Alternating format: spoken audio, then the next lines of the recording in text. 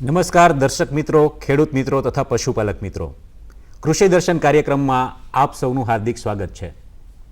ખેડૂત મિત્રો, આપણે જાણીએ છીએ કે એક ઋતુ પૂરી થઈ જાય અને પછી બીજી ઋતુ જ્યારે શરૂ થાય છે, એ વચ્ચેનો જે સમયગાળો છે એ આપણા પશુઓ માટે રોગ ઉત્પન્ન કરનારો સમયગાળો હોય છે અને ત્યારે આપણી સૌથી વધારે મૂંઝવણ ઉત્પન્ન થતી હોય છે.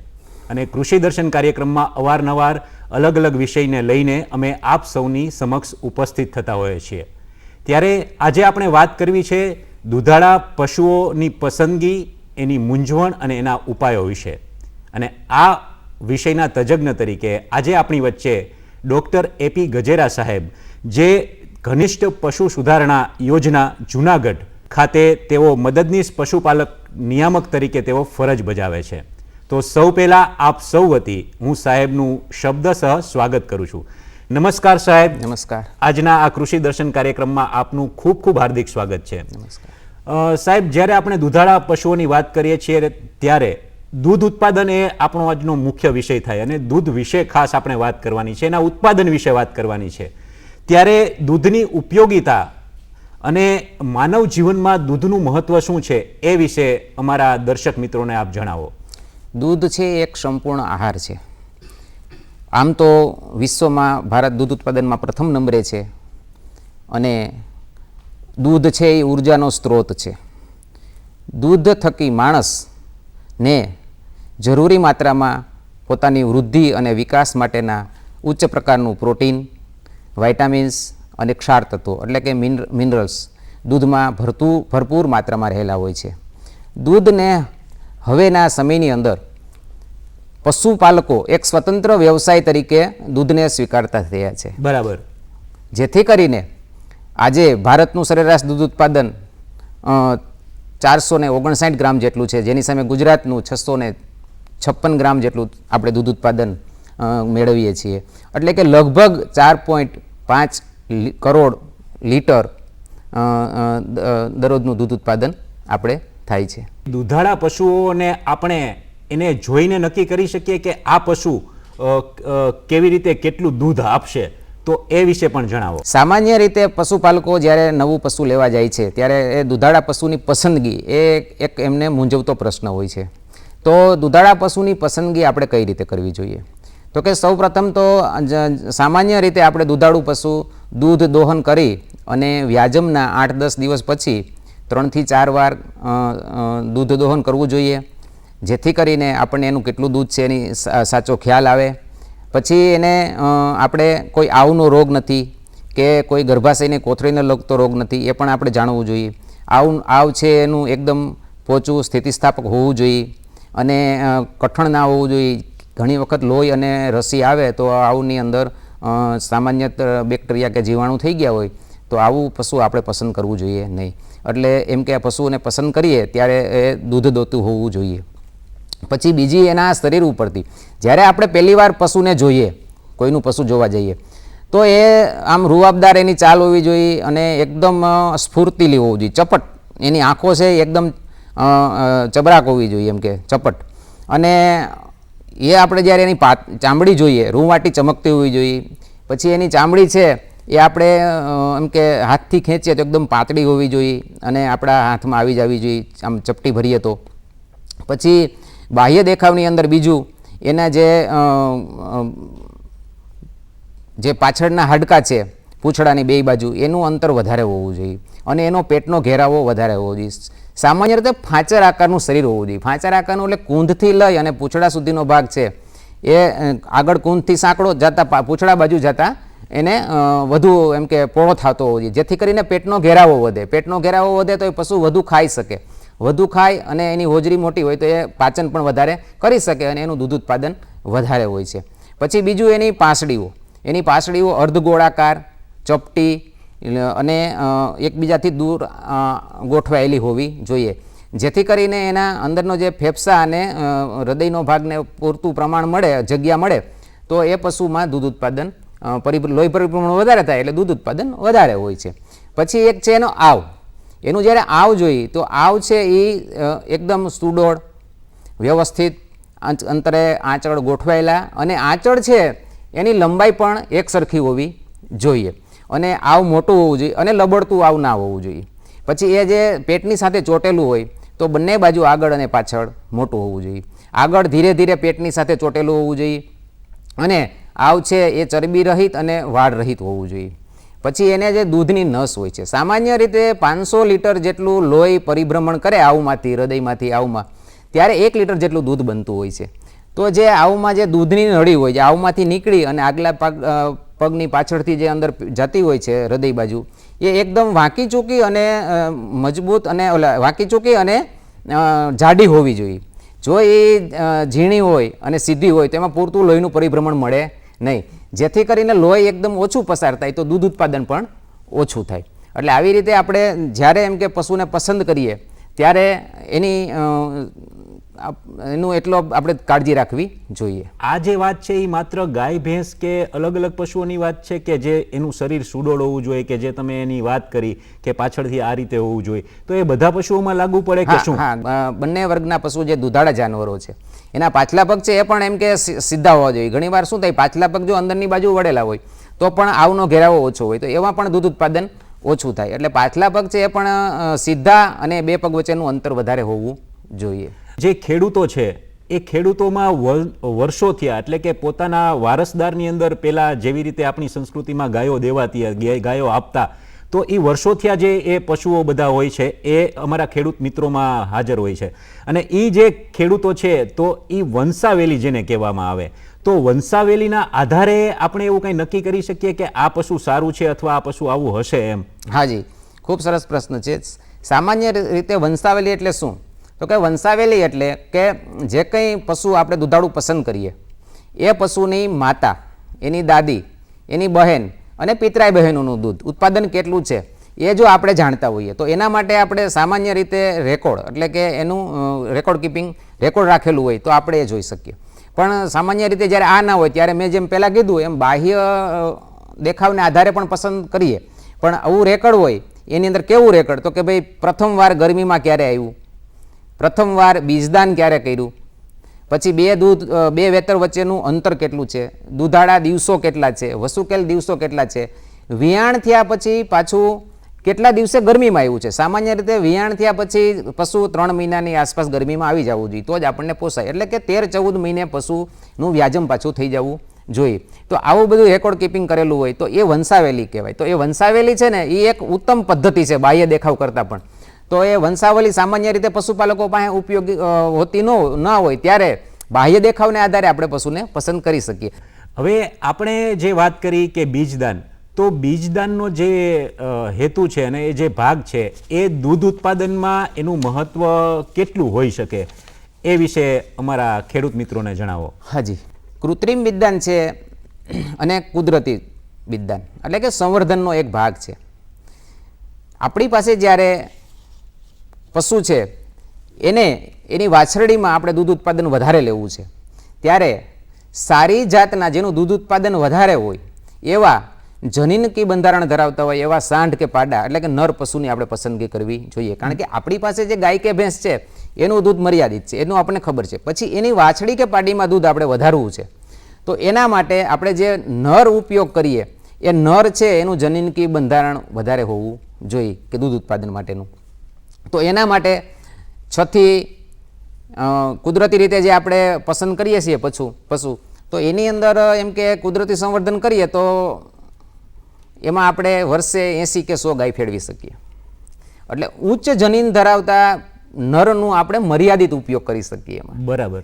કુદરતી સંવર્ધનમાં જ્યારે એ જ પશુનું આપણે કૃત્રિમ બીજદાન થકી જો મેળ ફેરવીએ તો એક વખત જે કૃત્રિમ બીજદાનથી એમ કે લેવામાં આવે છે સ્ખલન કરીને નરબીજ શુક્રાણુઓ, એમાંથી 100 થી 400 જેટલા ડોઝ બનતા હોય છે, જેથી કરીને ઉચ્ચ જનીન બંધારણ ધરાવતા નર સાંઢ કે પાડાનું આપણે બહોળી માત્રામાં એનો ઉપયોગ કરી શકીએ. બરાબર. આપણી પાસે પુષ્કળ ગાયો ભેંસો છે, એટલા સારી જાતના પાછા નર નથી, તો એના માટે કૃત્રિમ બીજદાન છે એ એક બેસ્ટ એમ કે એવું કહેવાય કે કૃત્રિમ બીજદાન છે એ પશુ વિકાસની ચાવી છે.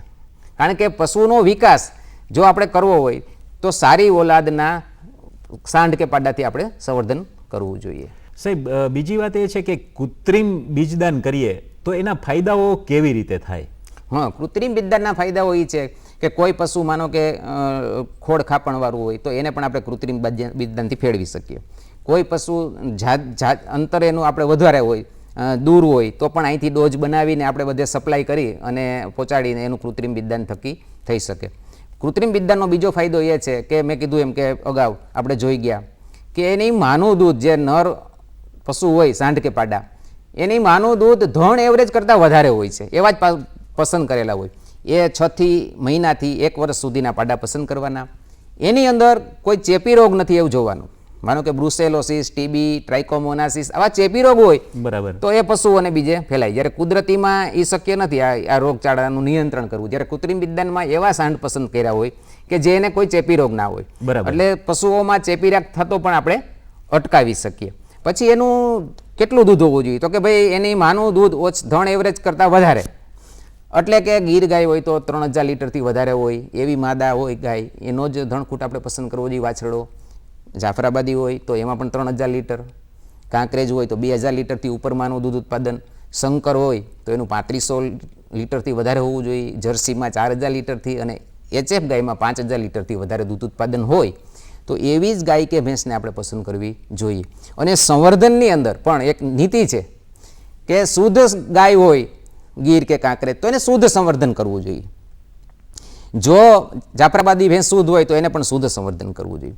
પણ ઘણી વખત એવું થાય કે ગાય ગીર ગાય હોય અને માનો કે કાંકરેજ ધણકૂટથી ફેરવી નાખી હોય તો એના જે કહેવાય એને એનડી કહેવાય, નોન ડિસ્ક્રિપ્ટિવ, એની કોઈ બ્રીડ કે એની કોઈ જાત નક્કી ના હોય. બરાબર. એનું દૂધ ઉત્પાદન થોડું સારું હોય તો એને આપણે અપગ્રેડ કરવાની, એટલે કે એને ઉત્તરોત્તર એની ગુણવત્તા ઊંચી લઈ આવવા માટે એને શુદ્ધ સંવર્ધન 4-5 વાર કરીએ એટલે પછી જે એની વાછડી મળે છે એ વાછડી લગભગ શુદ્ધ ઓલાદની મળી શકે છે.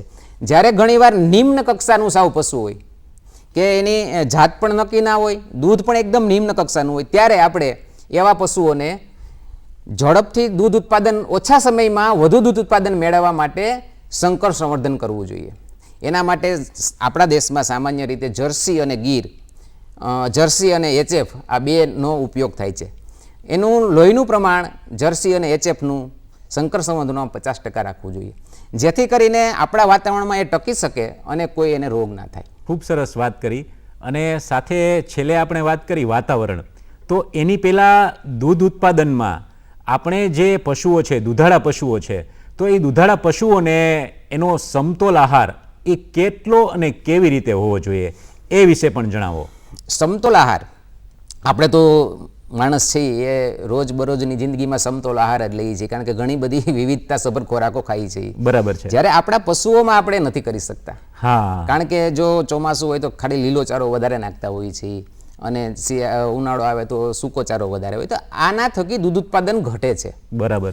કોઈ પણ જીવને જીવવા માટે જે 5 તત્વો એટલે કે પ્રોટીન, ચરબી, કાર્બોદિત પદાર્થો એટલે કે શર્કરા એનર્જી માટે, અને વિટામિન્સ જુદા જુદા પ્રકારના, અને ક્ષાર તત્વો, આ 5 તત્વોની જરૂર પડે. એ 5 તત્વો છે એ સપ્રમાણ જે એની વૃદ્ધિ માટે અને પોતાના નિભાવ માટે અને દૂધ ઉત્પાદન માટે 24 કલાક દરમિયાન આપવા જોઈએ. એને સમતોલ આહાર કહેવામાં આવે છે. સમતોલ આહારની અંદર પશુઓની અંદર લીલો ચારો અને સૂકો ચારો. લીલો ચારો કેટલો આપવાનો? તો કે લીલો ચારો એને 40% અને સૂકો ચારો 60% આપવો જોઈએ. સૌ પ્રથમ તો આપણે એ વાત કરીએ કે પશુઓને કેટલો ચારો ખાવા જોઈએ. તો પશુઓને સામાન્ય રીતે 2.5 થી 3% એના વજનનો ચારો ખાવા જોઈએ.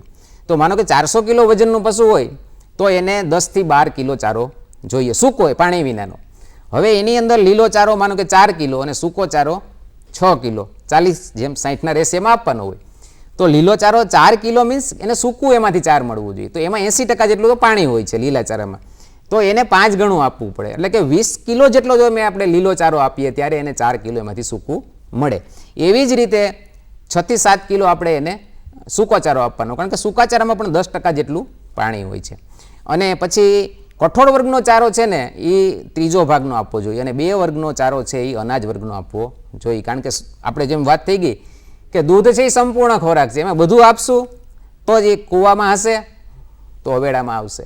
એટલા માટે દૂધ છે એ સંપૂર્ણ ખોરાક છે, તો એને વિવિધ જાતનો સમતોલ આહાર આપવો જોઈએ. બીજી વાત છે કે આપણા જે પશુઓ છે એમાં ગાય ખાસ કરીને આપણી ભારતીય સંસ્કૃતિ હારે જોડાયેલું પશુ છે. તો ગાયમાં ઘણી વખત એવું થાય છે કે આપણા જે ભારતીય તહેવારો આવે છે ત્યારે ઘણી વખત એક સાથે એક પ્રકારનો ચારો એમને ખવડાવી દેવામાં આવે. તો આ વસ્તુ સારી કહેવાય કે ન કહેવાય, એ વિશે અમારા ખેડૂત મિત્રોને માર્ગદર્શન આપો, જેનાથી અમારા ખેડૂત મિત્રોને ખૂબ સારી માહિતી મળે. હાજી, ઘણીવાર કેવું થાય છે કે આપણે ખીહરને એવું હોય છે ત્યારે એકદમ એમ કે બધા પેલી જે ઘૂઘરી હોય છે એ અને દાણ હોય છે એ બધા ખૂબ જ મોટી માત્રામાં પશુઓને આપી દેતા હોય છે, તો એને એસિડોસિસ નામનો રોગ થવાની શક્યતા વધી જાય છે. કારણ કે આમ જોવો તો વાગડતા પશુઓનો ખોરાક છે એ ઘાસચારો એમનો ખોરાક છે. બરાબર. જ્યારે આપણે એને વધુ પડતું અનાજ આપીએ છીએ ત્યારે એના જે પાચક તત્વ જે રસો હોય છે એની અંદર ચયાપચયની ક્રિયામાં ફેરફાર થાય છે અને એસિડોસિસ નામનો રોગ થાય છે. સામાન્ય રીતે આપણે દાણ કેટલું આપતા હોઈએ છીએ? દાણ આપીએ જ છીએ, પણ કેટલું આપીએ? તો કે એના દૂધ ઉત્પાદનના ગાય હોય તો 40% અને ભેંસ હોય તો 50%. એટલે 10 લીટર ગાયનું દૂધ ઉત્પાદન હોય તો 4 લીટર આપણે એને દાણ આપતા હોઈએ છીએ. અને જો ભેંસનું 10 લીટર દૂધ ઉત્પાદન હોય તો 5 કિલો જેટલું એને દાણ આપવું જોઈએ. જ્યારે આપણે જે વાત કરી એ મુજબ એમ કે જ્યારે આવા તહેવારો હોય છે ત્યારે લોકો સામાન્ય રીતે ગામમાં જે ગાયો હોય છે એમને વધુ માત્રામાં એમ કે અનાજ આપી દે છે ત્યારે એને એસિડોસિસ નામનો રોગ થાય છે. બરાબર. જોયું ને ખેડૂત મિત્રો કે એક ધારો એક પ્રકારનો ખોરાક ગાયને કે આપણા દૂધાળા પશુઓને આપવામાં આવે તો અલગ અલગ પ્રકારના રોગો થવાની પણ શક્યતા છે. સાહેબ, બીજી વાત એ છે કે દૂધ ઉત્પાદનમાં જે આપણા દૂધાળા પશુઓ છે એનું રહેઠાણ કેવું હોવું જોઈએ અને એની માવજત આપણે કેવી રીતે કરી શકીએ એ વિશે પણ જણાવો. સામાન્ય રીતે એમ કે પશુ છે એમને જે ચોમાસું, ઉનાળો અને શિયાળો આ ત્રણેય ઋતુ દરમિયાન આપણે કાળજી લેવી જોઈએ. બરાબર. એમનું જે પશુનું રહેઠાણ છે એ 9 ફૂટથી 7 ફૂટ જેટલું ઊંચું હોવું જોઈએ. આગળથી 9 ફૂટ, પાછળથી 7 ફૂટ. અને એને પાકું હોવું જોઈએ નીચે, જેથી કરીને પરોપજીવીઓ ના થાય. સાહેબ, એનું કારણ શું 7 ફૂટ ને 9 ફૂટ? એટલે હવાનું પ્રમાણ રહે અને એ ઢાળિયું છે એ પૂર્વ પશ્ચિમ હોવું જોઈએ. એને જે લોંગ એક્સિસ હોય લાંબી એ પૂર્વ પશ્ચિમ હોવું જોઈએ, જેથી કરીને તડકો પણ ના આવે એટલો બધો વધારે અને સમય પવન પણ ના લાગે ઉનાળાનો શિયાળાનો અને ચોમાસામાં પણ એને ફાયદો થાય. તો એટલા માટે પૂર્વ પશ્ચિમ એનું ઢાળિયું હોવું જોઈએ અને એ જે છે એ ઓછામાં ઓછું 7 થી 9 ફૂટ જેટલું ઊંચું હોવું જોઈએ. બરાબર. પછી એની ગમાણ છે એ પાકી હોવી જોઈએ, જેથી કરીને ચારાનો બગાડ ન થાય. પછી જો માનો કે પતરા નાખ્યા હોય તો ઉનાળાની અંદર પતરા છે એ તપે.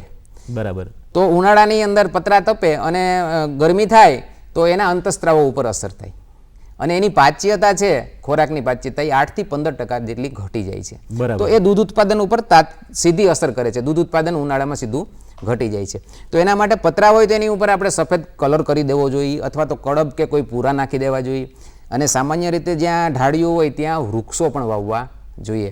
જો ચોમાસાની ઋતુ દરમિયાન એમ કે એને પેલું અને શિયાળાની ઋતુ દરમિયાન એને ઠંડી ના લાગે એટલા માટે ફરતા કંતાન પણ બાંધી દેવા જોઈએ. આવી નાની નાની આપણે કાળજી રાખીએ તો દૂધ ઉત્પાદનમાં ખૂબ ફેર પડે છે. હવે સાહેબ, આપણે થોડી વાર પહેલાં અલગ અલગ 2-3 પ્રકારના રોગની વાત કરી, તો દૂધાળા પશુઓની અંદર ખાસ કરીને આપની દ્રષ્ટિએ કેવા પ્રકારના રોગો જોવા મળે છે એ વિશે વાત કરો. હા, આમ તો દૂધાળા પશુની અંદર મુખ્યત્વે ઉણપથી થતા 2 રોગ એવા છે કે જેની અંદર એક તો કીટોસિસ કે જેની અંદર ગ્લુકોઝ નામનું તત્વની ઘટ પડે. એટલે કે એમ કહેવાય છે કે ભાઈ જે આપણે એને અનાજ વર્ગનો ચારો જે આપીએ છીએ, શક્તિ આપીએ છીએ, એનાથી વધુ માત્રામાં શક્તિ વપરાઈ જાય છે. એટલે કે નેગેટિવ એનર્જી બેલેન્સ જ્યારે થાય ત્યારે કીટોસિસ નામનો રોગ થાય છે. અને કીટોસિસની અંદર ફેટમાંથી જ્યારે ગ્લુકોઝ બને ત્યારે કીટોન બોડી ઉત્પન્ન થાય અને કીટોન બોડીનો જ્યારે લોહીમાં ભરાવો થાય ત્યારે આ રોગની આપણને ખબર પડે છે. એની અંદર સૌ પ્રથમ તો એના લક્ષણોની અંદર દાણ ખાતું પશુ બંધ થઈ જાય છે. ક્યારેક કેવું થાય છે કે દાણ ખાતું બંધ થઈ જાય છે પરંતુ દૂધ 8 લીટર હોય તો 4 લીટર થઈ જાય છે.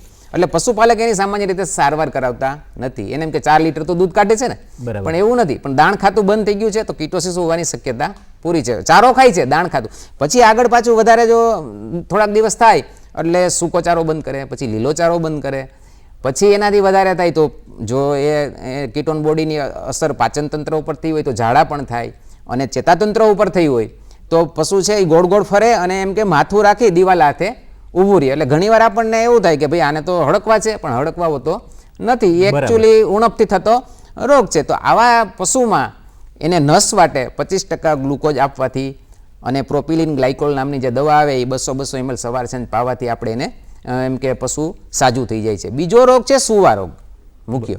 અને સુવા રોગ છે એ સામાન્ય રીતે પશુ વ્યાય પછી 48 થી 72 કલાકમાં થાય છે, જેની અંદર કેલ્શિયમ નામનું તત્વની ઉણપ થાય છે. કેલ્શિયમ નામના તત્વની ઉણપ થવાથી પશુ ધ્રુજારી અનુભવે છે, બેચેની અનુભવે છે, નીચે બેસી જાય છે. પછી એના લક્ષણોની અંદર એક બાજુ ડોક નાખી અને એ બેઠું હોય છે, મોઢામાંથી પાણી અને લાળો એમ કે નીકળતી હોય છે, આંખો છે એ આંધળું થઈ જાય છે, દેખતું નથી હોતું.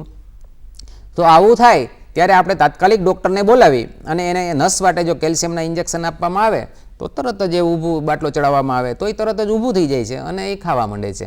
તો અને આપણે આટલું એમ કે આ 2 રોગ છે એ ઉણપથી થતા રોગની અંદર મુખ્ય છે. બીજા ચેપી રોગો પણ થાય છે. આપણે જેમ કીધું એમ કે ભાઈ રસીકરણ છે એ ચેપી રોગો માટે ખૂબ જ જરૂરી છે. બીજા માનો કે ખરવા મવાનો રોગચાળો છે, એ વાયરસ એટલે કે વિષાણુથી થતો રોગ છે.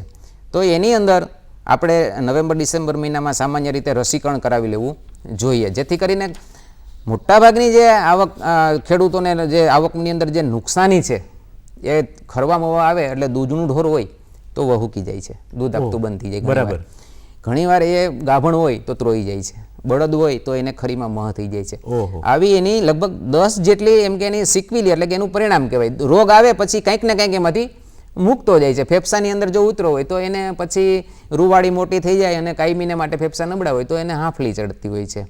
અને સાહેબ અમારા ખેડૂત મિત્રોને આ જે બધું આપ વર્ણન કરો છો એના જે લક્ષણો છે એ ખેડૂત મિત્રો સમજી લેતા હોય છે. આપના અનુભવના આધારે તમને શું જોવામાં આવ્યું છે? અત્યારે અનુભવના આધારે આપણે કહી શકીએ કે ખેડૂતને પણ એટલો જ અનુભવ હોય છે. ખેડૂત તો આવા જે સામાન્ય જે રોગ હોય છે, આફરો છે, આ ખરવા મવાનો રોગ છે, એવા રોગોને એ ઓળખી શકતા હોય છે. પણ અમુક રોગોમાં એ નથી ઓળખી શકતા. એની અંદર આપણે એમનું એમ કે એના માટે એને આપણે એને માર્ગદર્શન આપવું પડતું હોય છે. સાહેબ બીજું ઘણીવાર એવું જોવામાં આવ્યું છે કે પશુઓ જે જગ્યાએ રાખવામાં આવ્યા હોય ત્યાં પરોપજીવીઓ બીજા હોય તો એના થકી આપણા દુધાળા પશુઓમાં કોઈ રોગ આવે ખરા? પરોપજીવીઓ છે, માનો કે સામાન્ય રીતે જૂ, ઈતરડી અને ચાંચડ ને એવા જે લોહી ચૂસે છે એના દ્વારા પશુઓમાં બબેસિયોસિસ, એનાપ્લાઝ્મોસિસ, ટ્રિપિનોજેમિયોસિસ આવા રોગો ફેલાતા હોય છે અને એ રોગોની હિસાબે દૂધ ઉત્પાદન ખૂબ ઘટી જતું હોય છે. અને સાહેબ જે રસીકરણની વાત આપણે જોઈએ તો આ જે આપણે રોગોની વાત કરી એ બધા જ રોગોમાં આપણા દુધાળા પશુઓને રસીકરણ થઈ શકે ખરું? હાજી, જે મુખ્ય રોગો છે ખરવા મવાસોનો રોગ છે જેની અંદર ખૂબ જ ખેડૂતોને આર્થિક નુકસાન થતું હોય છે. તો ખરવા મવાસાના રોગની અંદર સામાન્ય રીતે ડિસેમ્બર મહિનામાં કે નવેમ્બર મહિનામાં આપણે વેક્સિનેશન કરાવી લેવું જોઈએ, જેથી કરીને ખરવા મવાનો રોગ ના આવે. બીજો એક ગળસૂંઢા નામનો રોગ છે, એનું રસીકરણ મે-જૂન મહિનામાં કરાવી લેવું. સામાન્ય રીતે જ્યારે ગળસૂંઢાના જીવાણુ છે એ એના ગળામાં હોય છે, પણ જ્યારે એને તાણ અનુભવે પશુ, એટલે ચોમાસાની માનો કે એલી હોય, વાવાઝોડું આવ્યું હોય, પશુ બેસી ન શકતું હોય નીચે, ત્યારે તાણ અનુભવે. તણાવની સ્થિતિમાં જે એના ગળાની અંદર જે એના જંતુઓ હોય છે, બેક્ટેરિયા, જીવાણુ, એ રોગપ્રતિકારક શક્તિ ઓછી થાય એટલે એ તરત જ એનું પેલું લક્ષણો બતાડે અને ગળું સોજી જાય તો પશુ ઘણીવાર 24 કલાકમાં મૃત્યુને પણ ભેટે છે. તો એની આપણે ચોમાસા પહેલાં મે-જૂન મહિનામાં રસી મુકાવી લેવી જોઈએ. એવો જ બીજો ગાંઠિયો તાવ છે. ગાંઠિયા તાવની રસી પણ આપણે મે-જૂન મહિનામાં મુકાવી લેવી જોઈએ. ગાંઠિયા તાવ સામાન્ય રીતે ગાય વર્ગના પ્રાણીમાં વધારે થતો હોય છે અને એની અંદર એનો જે માંસપેશી હોય છે એમાં એના જીવાણુઓ પેલું કરી અને એમ કે એને નુકસાન કરતા હોય છે. તો એની રસી પણ મે-જૂન મહિનામાં મુકાવી લેવી જોઈએ. પછી એક હડકવા રોગ છે. ઘણીવાર કૂતરું હડકાયું કરડી ગયું હોય છે ઘણી વખત. તો એવા સમયની અંદર એમ કે જે 5 ડોઝ છે, 0 દિવસ, પછી 3જા દિવસે, 7મા દિવસે, 14મા દિવસે અને 28મા દિવસે હડકવા વિરોધી રસી પણ આપણે મુકાવી લેવી જોઈએ. ડૉક્ટર એપી ગજેરા સાહેબે આપણને દુધાળા પશુઓની પસંદગી, એના ઉપાયો અને આપ સૌની મૂંઝવણ વિશે ખૂબ સરસ માહિતી આપી. સાહેબ, આપનો ખૂબ ખૂબ આભાર. કૃષિ દર્શનના આ કાર્યક્રમમાં ખેડૂત મિત્રો આપણે અવારનવાર આ જ રીતે અલગ અલગ આપની મૂંઝવણ, સમસ્યા અને માહિતી લઈને અમે ઉપસ્થિત થતા રહેશું. ત્યાં સુધી અમને રજા આપશો.